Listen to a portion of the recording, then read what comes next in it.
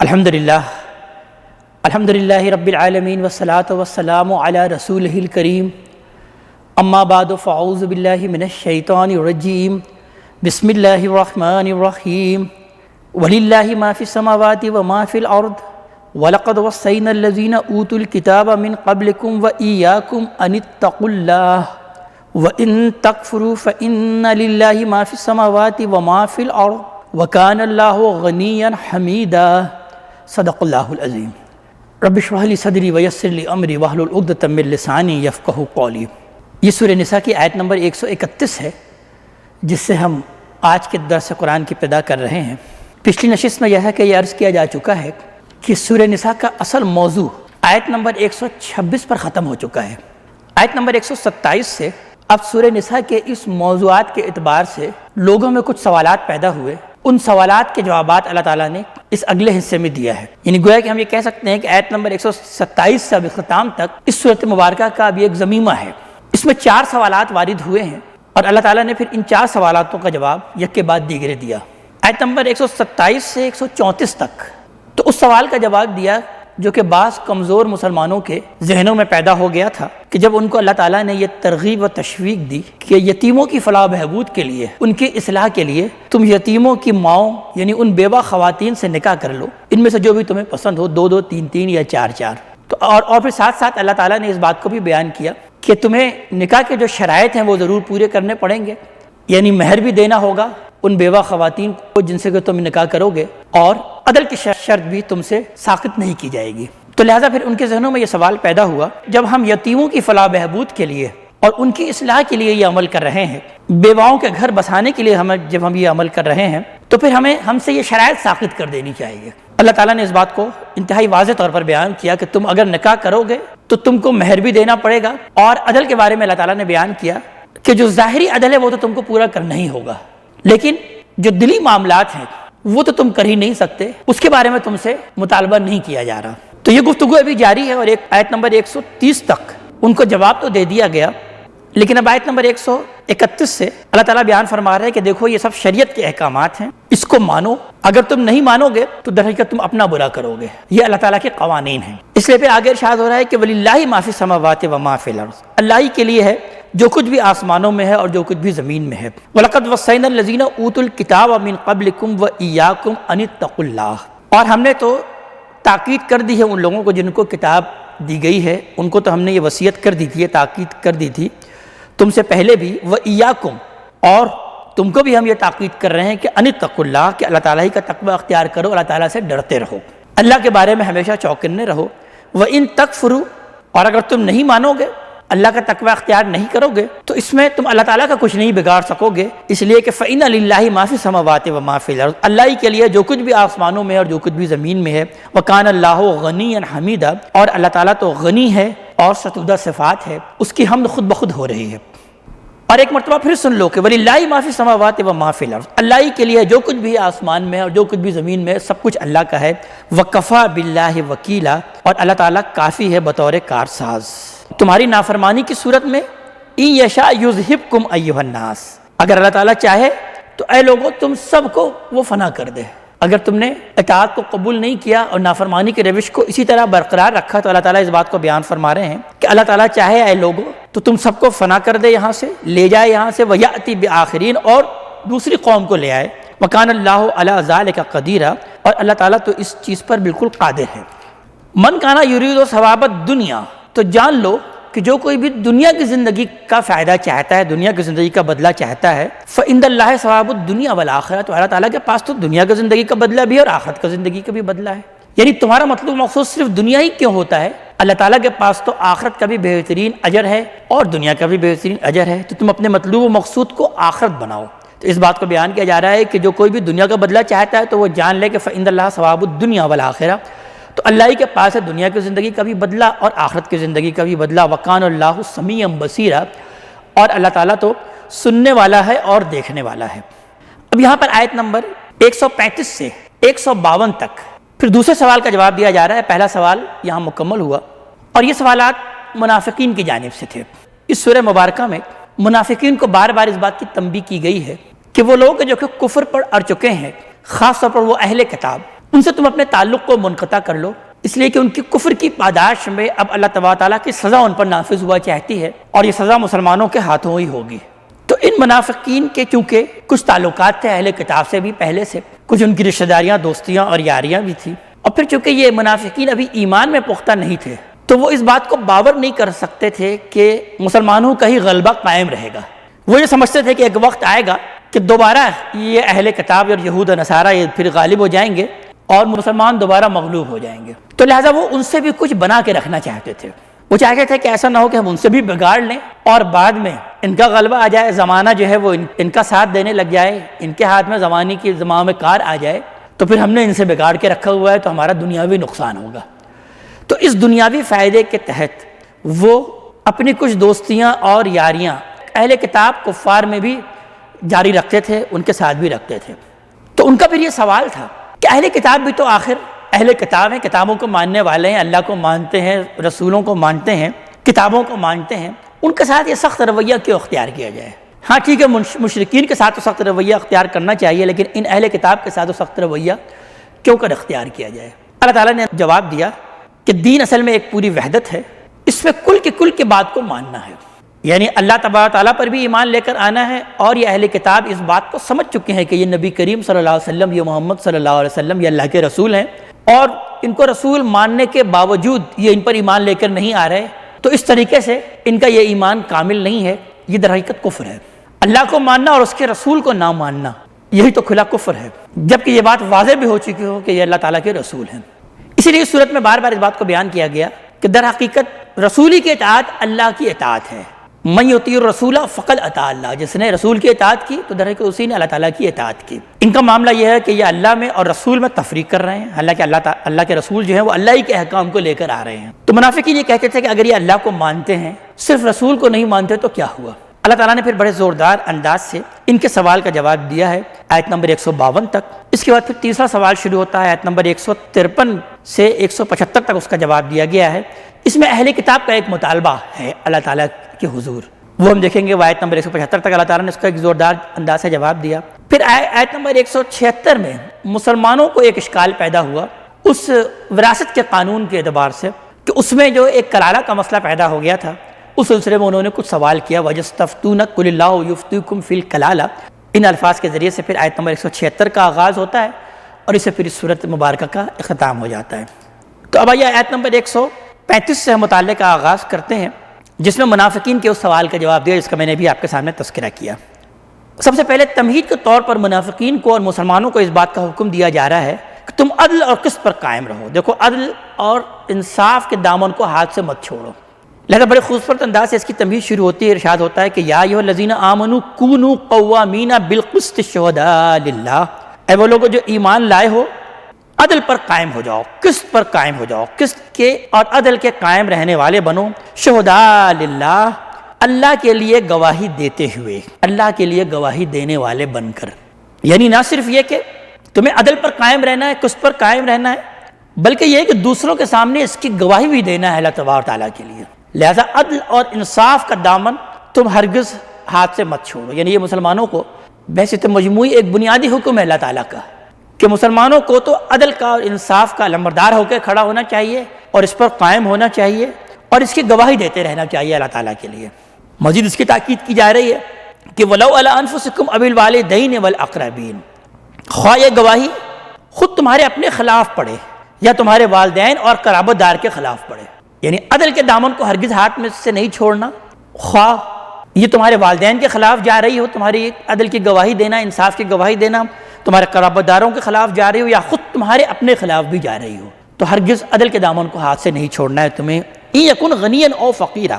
اگر وہ ہو غنی یا فقیر، فَاللَّهُ أَوْلَىٰ بِهِمَا، تو اللہ تبارک تعالیٰ ہی ان کا سب سے بڑا خیر خواہ ہے۔ یعنی عام طور پر ہوتا یہ ہے کہ عدل کرتے وقت انسان یہ سوچتا ہے کہ یہ انصاف جو ہے یہ کسی فقیر کی طرف چلا جائے، وہ بیچارہ تنگ دست ہے، غریب ہے، تو انصاف اس کی طرف ہو جائے۔ اللہ تعالیٰ اس بات کو بیان کر رہے ہیں کہ خواہ وہ فقیر ہو یا خواہ وہ غریب ہو، تم کو تو عدل کا ساتھ دینا ہے، خواہ وہ عدل فقیر کی طرف جا رہی ہو، خواہ وہ حق امیر کی طرف جا رہا ہے۔ تمہیں یہ نہیں دیکھنا کہ چونکہ یہ فقیر ہے تو لہٰذا ہمیں اس کا خیال کرنا چاہیے، یا یہ غنی ہے تو ہمیں اس کی طرف جھکاؤ ہونا چاہیے۔ اللہ تعالیٰ ہی ان سب کا خیر خواہ ہے، سب سے بڑھ کر تم ان کے زیادہ خیر خواہ مت بنو، تم تو حق اور انصاف کی بات کرو، فلا تتبعوا الہوی ان تعدلوا، تو ہرگز اپنی خواہشات کی پیروی مت کرو کہ تم عدل نہ کرو، یعنی اپنی خواہشات کی وجہ سے تم عدل کے دامن کو ہاتھ سے مت چھوڑو، اپنی خواہشات کی پیروی مت کرو کہ تم عدل نہ کرو۔ وَإِن تَلْوُوا أَوْ تُعْرِضُوا، اگر تم حق اور انصاف کی بات کو بگاڑنے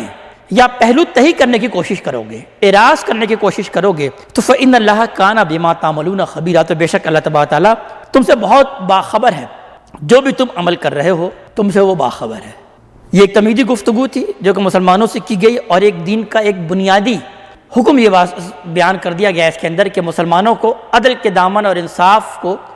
ہرگز ہاتھ سے جانے نہیں دینا، اسے ہم نے ہر حال میں حق بات کہنی ہے،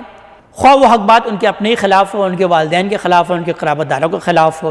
خواہ وہ کسی غریب کے خلاف پڑے، خواہ اس کی زد میں کوئی امیر آ جائے، لیکن تمہارا کام تو یہ ہے کہ تم ہمیشہ حق کا ساتھ دو۔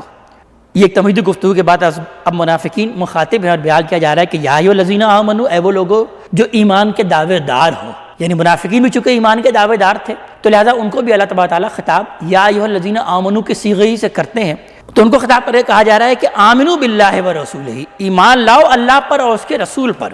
والکتاب الذی نزل علی رسولہ، اور اس کتاب پر ایمان لاؤ جو کہ ہم نے نازل کیا اپنے رسول پر، والکتاب الذی انزل من قبل، اور اس کتاب پر ایمان لاؤ جو کہ اس نے نازل کیا اس سے پہلے، ومن یکفر باللہ وملائکتہ وکتبہ ورسلہ والیوم الآخر فقد ضل ضلالا بعیدا، تو جو کوئی بھی انکار کرے گا، منکر ہوگا اللہ تعالیٰ کا، فرشتوں کا، اس کی کتابوں کا، اس کے رسولوں کا اور یوم آخرت کا، تو وہ تو بہت دور کی گمراہی میں چلا گیا، بہت دور کی گمراہی میں وہ جا پڑا۔ یعنی یہ بنیادی ایمانیات اس کا تذکرہ کر دیا گیا کہ تم ان میں سے کسی کا بھی انکار نہیں کر سکتے، ان میں سے کسی کا بھی انکار کرو گے تو در حقیقت تم بہت دور کی گمراہی میں چلے جاؤ گے، ضل ضلالا بعیدا۔ پھر اس کے بعد بیان کیا ہے کہ ان الذین آمنوا ثم کفروا، بے شک وہ لوگ جو کہ ایمان لائے اور پھر انہوں نے کفر کیا، ثم آمنوا ثم کفروا، پھر وہ ایمان لائے پھر انہوں نے کفر کیا، ثم ازدادوا کفرا، اور اس طرح سے پھر وہ کفر میں ہی بڑھتے چلے گئے۔ یعنی یہی منافقین کا طرز عمل تھا۔ یہ منافقین کی در حقیقت دلی کیفیت کی ترجمانی اللہ تعالیٰ نے یہاں پر کی ہے کہ بے شک وہ لوگ جو کہ ایمان لائے اور پھر انہوں نے کفر کیا، اور پھر وہ ایمان لاتے ہیں پھر وہ کفر کرتے ہیں، اور پھر اسی کفر میں بڑھتے چلے جاتے ہیں۔ یعنی ان کے یہ دلی ایمان کا تذکرہ اللہ تعالیٰ کر رہے ہیں کہ ان کا دل کبھی مان لیتا ہے لیکن پھر جو ہے وہ تذبذب میں پڑ جاتے ہیں اور انکار اختیار کر لیتے ہیں، کفر اختیار کر لیتے ہیں، اور لیکن پھر یہ ہے کہ کچھ حالات اور واقعات ایسے آتے ہیں کہ پھر وہ ایمان لے آتے ہیں اور پھر وہ کفر میں چلے جاتے ہیں، تو اس طریقے سے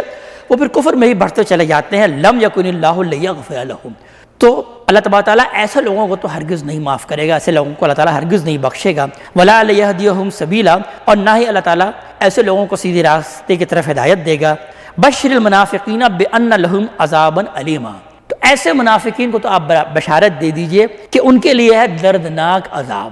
یعنی جو اس کیفیت میں مبتلا رہتے ہیں تو در حقیقت اللہ تعالیٰ ان کے لیے دردناک عذاب تیار کر رکھا ہے۔ الذین یتخذون الکافرین اولیاء من دون المؤمنین، اور ان کا معاملہ کیا ہے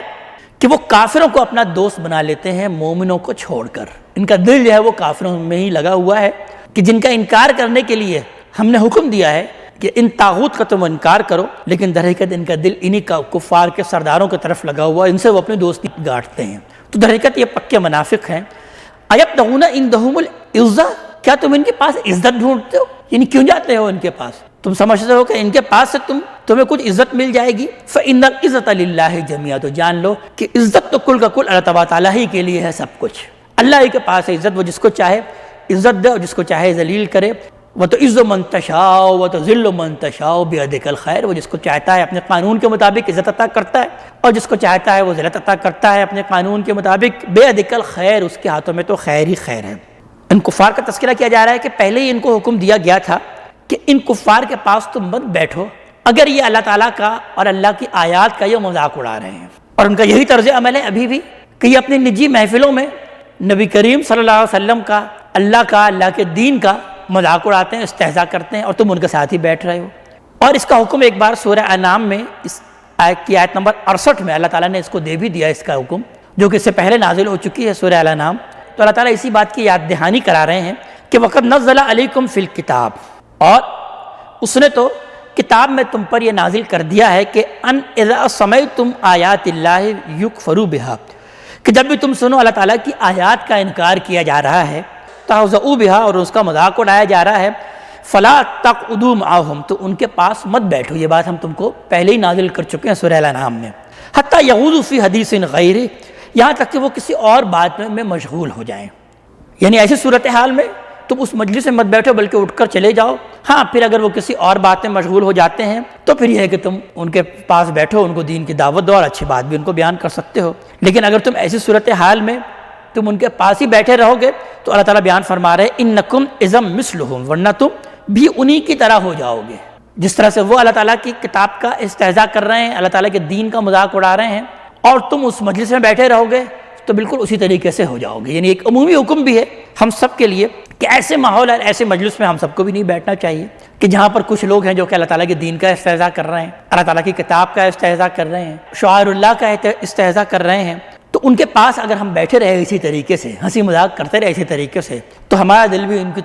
کی طرح ہو جائے گا، انہی سے ہم جا ملیں گے. تو اللہ تعالیٰ بیان فرما رہے ہیں ایسی صورتحال میں ان کے پاس مت بیٹھو. ہاں وہ پھر کسی اور بات میں مشغول ہو جائے تو پھر جاؤ اور ان کے پاس ان سے پاس بیٹھو اور ان کو کچھ اچھی باتیں تم نصیحت اور واعظ کہہ سکتے ہو. ان اللہ جامع المنافقین والکافرین فی جہنم جمیعا، کہ بے شک اللہ تعالیٰ تو جمع کرنے والا ہے اسی طرح کے منافقین کو اور کافروں کو جہنم میں سب کے سب کو. یعنی جس طرح کافروں کے لیے جہنم ہے تو اسی طرح جو اس طرح کے منافقین ہیں ان کے لیے بھی جہنم، ان سب کے لیے اللہ تعالیٰ نے جہنم تیار کر رکھا ہے، وہاں جمع کرے گا.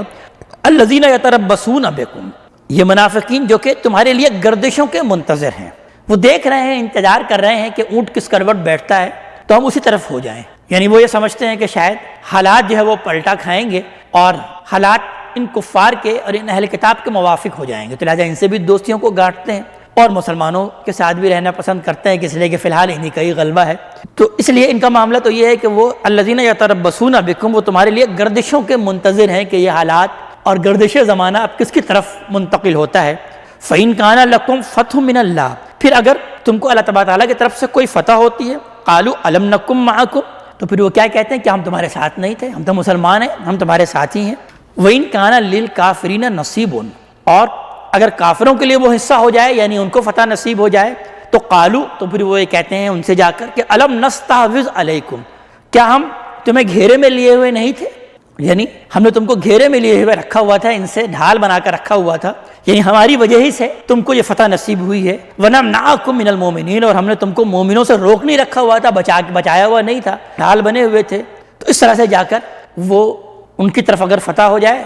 تو ان کے پاس جاتے ہیں اور اس طرح سے وہ بات کہتے ہیں، اور اگر مسلمانوں کو فتح ہو جائے تو وہ کہتے ہیں ہم تو تمہارے ساتھ ہیں.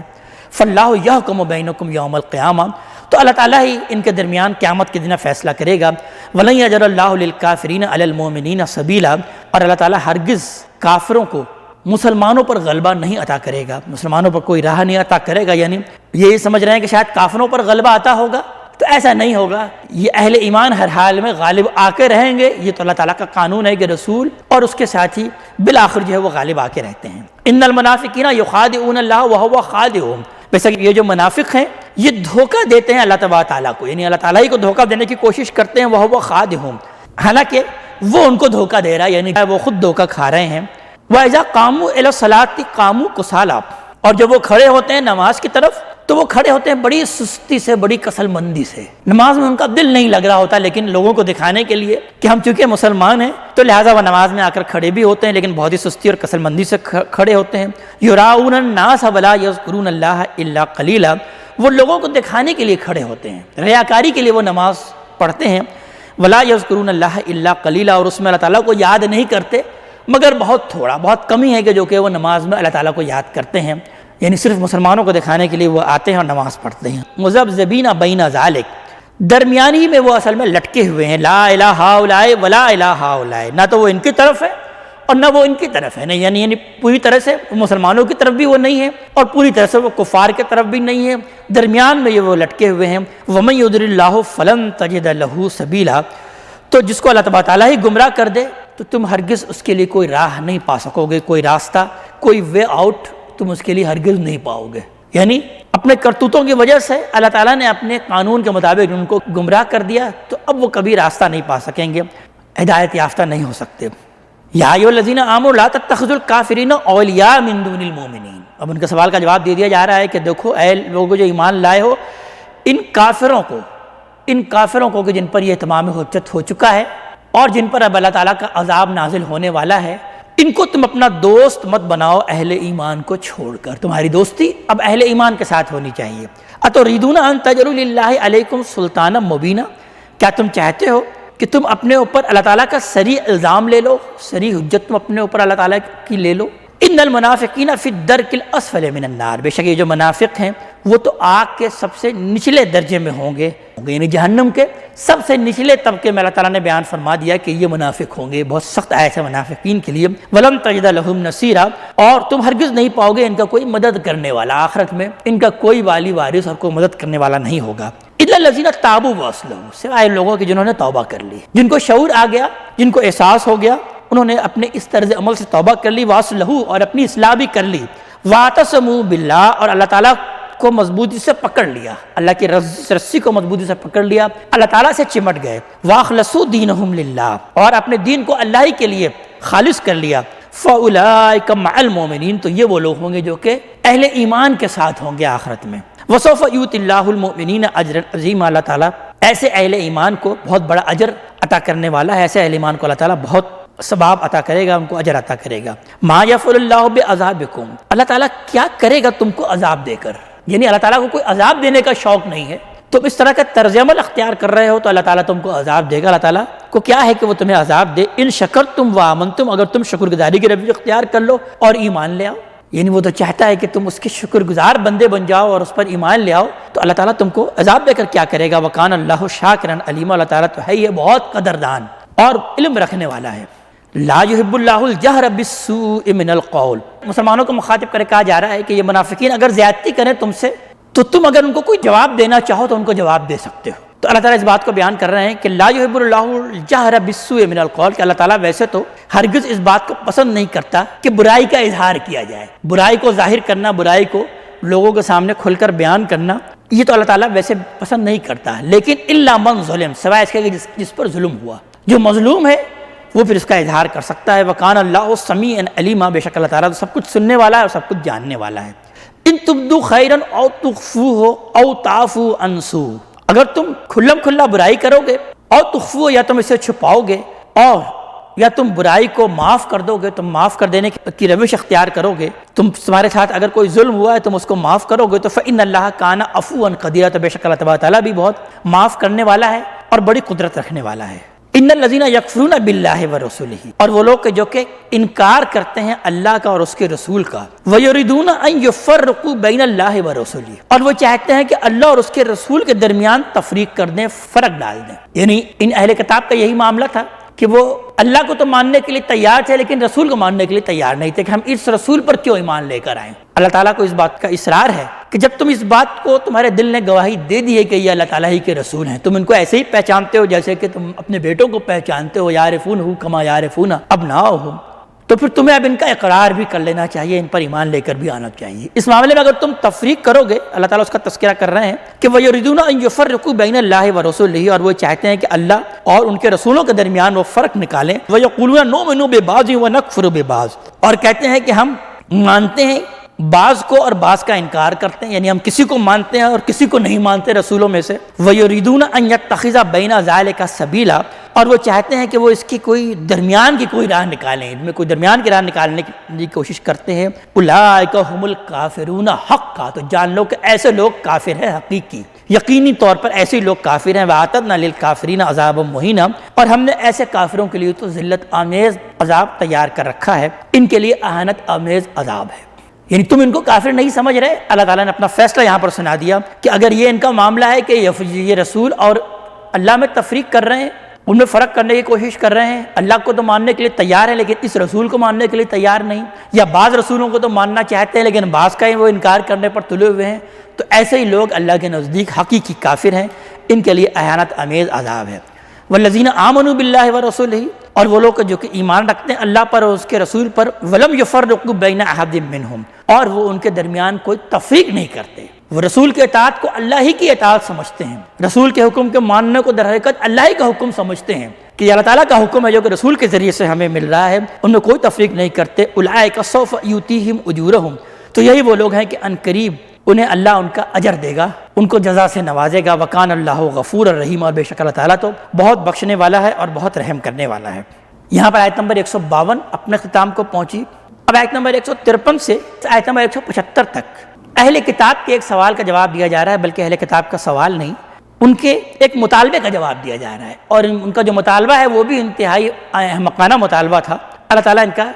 بڑی شدت سے اور بڑے غصے کے انداز سے اللہ تعالیٰ اس کا جواب دے رہے ہیں۔ یعنی ان کا مطالبہ یہ تھا کہ ہم اس قرآن پر کیوں ایمان لے کر آئیں؟ ہم تو اس کتاب پر ایمان لے کر آئیں گے جو کہ ہمارے اوپر براہ راست آسمان سے نازل ہو، یا ہم نازل ہوتے ہوئے وہ خود دیکھیں۔ یعنی یہ قرآن حکیم جس کو کہ آپ یہ کہہ رہے ہیں کہ میرے اوپر نازل ہو رہی ہے، ہم کیسے یقین کر لیں کہ یہ آپ پر نازل ہو رہی ہے؟ آپ جو اس بات کو بیان کر رہے ہیں کہ یہ قرآن حکیمی ہے جو کہ اللہ تعالیٰ کی کتاب ہے، ہم کیسے اس بات کو مان لیں؟ ہاں، جب آسمان سے ہم براہ راست کتاب کو نازل کرتے ہوئے دیکھیں گے تو ہم اس کتاب پر ایمان لے کر آئیں گے۔ اللہ تعالیٰ جواب دے رہے ہیں کہ یہ سوال یہ اہل کتاب کر رہے ہیں، جو کہ کتابوں کو ماننے والے ہیں، جو کہ رسولوں کو ماننے والے ہیں، وہ اس طرح کے سوال کر رہے ہیں۔ تو اللہ تعالیٰ نے بڑی شدت سے ان کی اس مطالبے کا جواب دیا ہے۔ ارشاد ہوتا ہے کہ یسألک اہل الکتاب ان تنزل علیہم کتابا من السماء، یہ اہل کتاب آپ سے سوال کرتے ہیں کہ ان پر آسمان سے کتاب اتار کر لے آئیں۔ فقط سألوا موسیٰ اکبر من ذلک، تو موسیٰ علیہ السلام نے اس سے بڑا مطالبہ کیا تھا اس سے پہلے۔ یعنی یہ کون سی بات ہے؟ ان کا معاملہ تو ہمیشہ ایسے ہی ہوتا رہا ہے۔ تو موسیٰ علیہ السلام سے بھی انہوں نے ایک بار سوال کیا تھا، اور وہ اس سے بھی بڑا سوال کیا تھا، اور وہ کیا تھا کہ فقالوا ارنا اللہ جہرا، انہوں نے کہا تھا کہ ہم اللہ تعالیٰ کو علی الاعلان دکھائیے، اعلانیہ طور پر ہمیں اللہ تعالیٰ کو جب تک کہ ہم دیکھ نہیں لیں گے ہم نہیں مانیں گے۔ سورہ بقرہ میں ہم اس بات کو پڑھ چکے ہیں کہ وہ ان کا یہ کہنا تھا کہ لن نؤمن اللہ حتی نری اللہ جہرا، کہ ہم آپ پر ہرگز ایمان نہیں لے کر آئیں گے جب تک کہ ہم اللہ تعالیٰ کو علی الاعلان کھلم کھلا دیکھ نہ لیں۔ یعنی یہ تو اللہ تعالیٰ کو اپنے آنکھوں سے دیکھنے کا مطالبہ یہ کر چکے ہیں، تو یہ تو بڑا معمولی مطالبہ ہے اس کے مقابلے میں۔ فأخذتهم الصاعقۃ بظلمهم، تو آپ پکڑا ان کو ایک بجلی کی کڑک نے، ایک صاعقہ نے، کڑک نے ان کو آپ پکڑا ان کے اس ظلم کے پاداش میں، ان کے اس طرح کے احمقانہ مطالبے کی پاداش میں۔ پھر ثم اتخذتم العجل من بعدہ ما جاءتهم البینات، پھر اس کے بعد تم نے کیا کیا؟ بچڑوں کو معبود بنا لیا، اس کے حالانکہ تمہارے سامنے کھلی کھلی نشانیاں آ چکی تھیں، تم حق کو کھلے طور پر پہچان چکے تھے، اس کے باوجود بھی تم شرک میں مبتلا ہوئے اور بچڑوں کو معبود بنا لیا۔ فعفونا عن ذلک، تو پھر ہم نے اس کو تم سے درگزر کیا، یعنی اس پر تو تم پر پورا کا پورا عذاب آ جانا چاہیے تھا، تمہیں تباہ و برباد کر دینا چاہیے تھا، لیکن ہم نے اس سے بھی درگزر کیا۔ وآتینا موسیٰ سلطانا مبینا، اور ہم نے موسیٰ علیہ السلام کو سری غلبہ عطا کیا، کھلا غلبہ عطا کیا، یعنی موسیٰ علیہ السلام ہی غالب رہے، اور وہ لوگ جنہوں نے بچڑوں کو معبود بنایا تھا ان کو اللہ تعالیٰ نے پھر موسیٰ علیہ السلام کے ذریعے قتل کا حکم دیا، جس کی تفصیل ہم سورہ بقرہ میں پڑھ چکے۔ ورفعنا فوقہم الطور بمیثاقہم، اور ہم نے طور پہاڑ کو تمہارے اوپر بلند کیا تم سے عہد لینے کی غرض سے، تم سے وعدہ لینے کی غرض سے، میثاق لینے کی غرض سے طور پہاڑ کو تم پر بلند کیا کہ وہ صاحبان کی طرح ان کے اوپر چھایا ہوا تھا، اور اس کے نیچے اللہ تعالیٰ نے اس ہیبت کے اندر ان سے یہ عہد لیا کہ اس کتاب کو، یعنی یہ جو تورات تمہیں دی جا رہی ہے، اس کو مضبوطی سے تھامے رکھنا۔ اس کا تذکرہ بھی ہم سورہ بقرہ میں پڑھ چکے ہیں۔ وَقُلْنَا لَهُمُ ادْخُلُوا الْبَابَ سُجَّدًا، اور ہم نے یہ کہا کہ تم اس دروازے میں اب داخل ہو جاؤ جھکتے ہوئے، یعنی ایک بستی تمہیں جب فتح کر کے دے دی گئی فلسطین کی، تو ہم نے یہ کہا تھا کہ تم اس کو جھکتے ہوئے داخل ہونا۔ یعنی اب اس کے نتیجے میں انہوں نے کیا کیا اس کا تذکرہ نہیں کیا جا رہا، صرف اشارۃ اللہ تعالیٰ اس بات کو بیان فرما رہے ہیں کہ تمہارا تو یہ معاملہ ہوتا رہا ہے۔ وَقُلْنَا لَهُمْ لَا تَعْدُوا فِي السَّبْتِ، اور ہم نے کہا تھا کہ تم سبت کے معاملے میں زیادتی مت کرنا، یعنی وہ جو ہفتے کے دن کے معاملے میں ان سے جو حکم دیا گیا تھا کہ اس کے معاملے میں تم زیادتی نہیں کرنا، اس کا بھی تذکرہ ہم سورہ بقرہ میں پڑھ چکے۔ وَأَخَذْنَا مِنْهُمْ مِيثَاقًا غَلِيظًا، اور ہم نے تم سے اس معاملے میں بہت پختہ عہد لیا تھا، بہت پختہ میثاق لیا تھا۔ اللہ تعالیٰ ہمیں اپنے کلام کا فہم عطا فرمائے، عمل کی توفیق عطا فرمائے۔ اقول قولی ھذا واستغفر اللہ لی ولکم ولسائر المسلمین والمسلمات۔